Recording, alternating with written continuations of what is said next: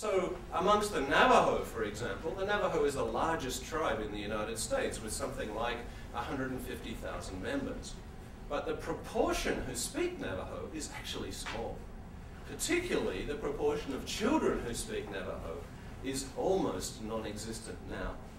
It's shocking to know that the biggest tribe with the largest language in the US is very threatened in terms of children. So it's proportions that we have to be concerned with, not absolute numbers.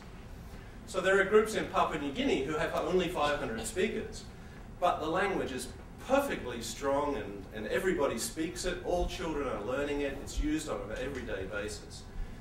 The proportion there is 100% are speaking it. With other organized situations, we're talking about much lower percentage figures. The third important factor is domains and functions of language use. By domain, we mean the situations within which a particular language is used. In the home, in religious ceremonies, in community meetings, in dealing with the government, in dealing with education. Each of those are different domains. And when we look at those domains, we can see what functions is the language performing. The fourth important issue is language attitudes and the ideology of the wider community. So minorities are embedded within a larger community. What attitude does the larger community have towards minority languages? One possibility might be to simply say, well, let them do whatever they want, we don't care, a kind of laissez-faire attitude. Another attitude might be, those bloody minority people speaking those silly languages, why don't they stop and speak a proper language like English or Spanish or Chinese or one of those big top ones that we saw. So that's the kind of attitude that we find in the United Kingdom, for example. Increasingly now, is minorities should give up their languages and start speaking English. It used to be laissez-faire, but since 7/7, when we had the huge bombings, there has been a big shift, much more towards looking at suppressing languages. The fifth important factor here is speakers' attitudes towards their own language. That is, what is the minority's view about their own language? Is it something that they want to keep? Is it something valuable? Or do they say things like, and you increasingly hear this, oh, it's not a proper language, it's just a dialect. You can't even write it down. We haven't got a way to write our language. We have to write our language, we have to write the language of the larger community. So people often have a negative evaluation of their own language. So if we take these 5 factors, and UNESCO has worked on developing scales to elaborate these, it's possible to come up with a typology of languages, actually a typology of language situations. The first type of language situation is where the language is viable or safe or strong. A strong language is one that's spoken by all age groups, learnt by children, and actively supported. As I said, the population could be quite small. It might be only 500 or 1,000 people, but the language is still strong and viable and will continue to be spoken. The second possibility is an endangered language. These are usually spoken by socially and economically disadvantaged minorities, and they are under heavy pressure from a larger language.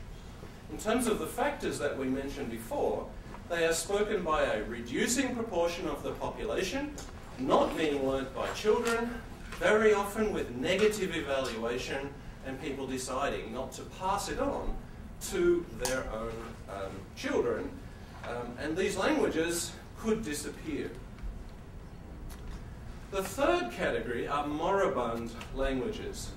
These are languages that are not being learnt by children at all, and that have very few older speakers with virtually no social function. Many Native American languages spoken in this country fall into that category. So this would be a language where a few old people speak it. Maybe when they get together and have a party, the old men will sit around and start talking about, oh, in the good old days, such and such happened, and they'll use their language. But in terms of everyday usage, it is virtually disappearing. And the final category is extinct languages. So these are languages which have no native speakers at all. The name might be remembered, people might know a few words, but the language is not used in everyday communication. It's no longer an active means of language use. So we have these four categories of language situations.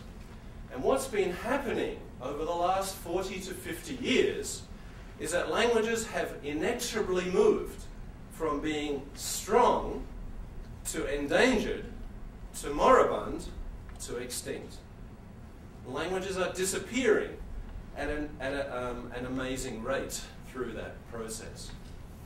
There are several reasons why this happens, why communities abandon their language and shift to another one. The first kind of reason is what we could call external causes.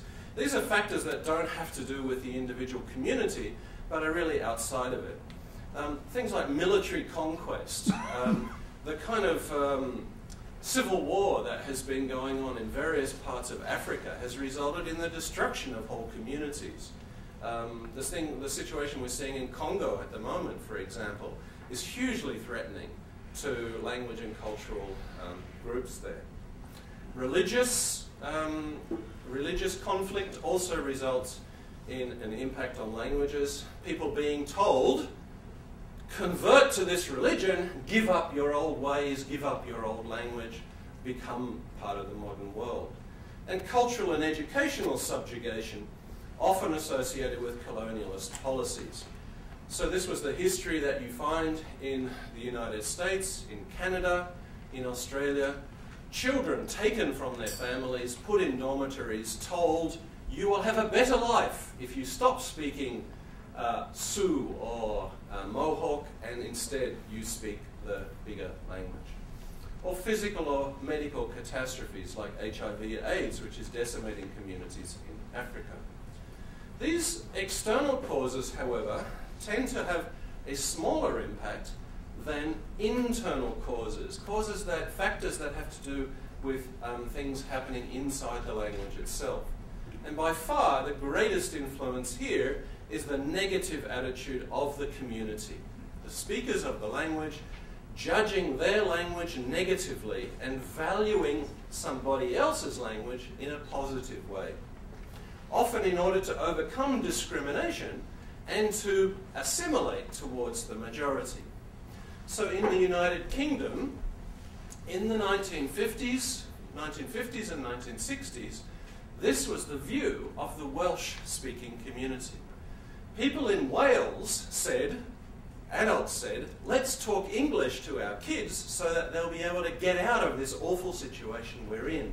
They'll be able to get good education, good jobs, move out of the depressed situation in the countryside in Wales, and so as a result, this negative evaluation resulted in people switching, speaking Welsh only amongst adults and English to children. So this choice results in language shift, moving from one language, the first language or the inherited language, through to the second one. Usually this takes place through a period of unstable bilingualism. Unstable because although people can speak two languages, they're much stronger in the one that they're shifting towards. And again, we saw this in Wales. Okay, there's a whole generation of people who speak a little bit of Welsh, but they're really much stronger in English. The process can be catastrophic and take 1 or 2 generations. So you can get what is called radical language shift. It can take just 1 or 2 generations for a tip to occur like that. Let me give you an example of this. I was in New Mexico, in Albuquerque, New Mexico, in 1980. And in 1980, you could walk around Albuquerque and you could hear Native American languages spoken everywhere. People would speak Navajo, you could hear Apache spoken on the streets. The community was quite strong, people were speaking it, kids were still learning it.